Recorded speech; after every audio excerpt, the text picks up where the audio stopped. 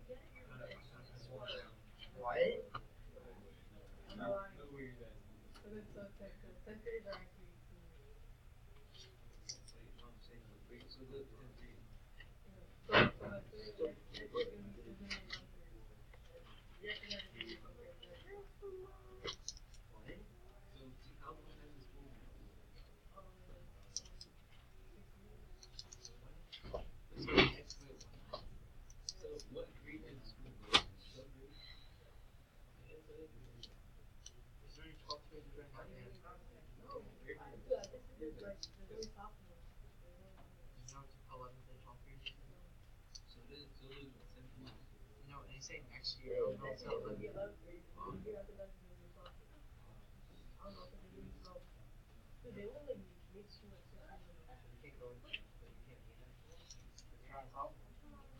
talking about less.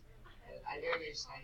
No, I guess no one ever has been in junior or senior year. So now next year they will.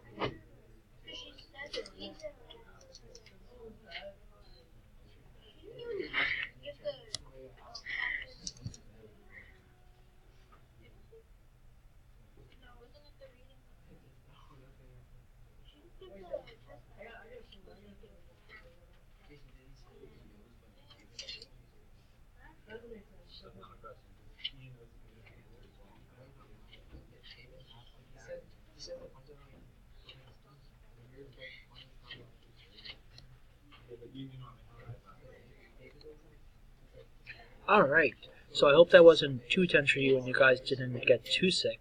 What I did was I found a layout of the actual roller coaster here. And this is that very first hill you go up, and this is that first drop you go. And this right here is what they call in the roller coaster industry a pretzel loop. Because if you actually look at the red track from the side, it looks like an actual pretzel.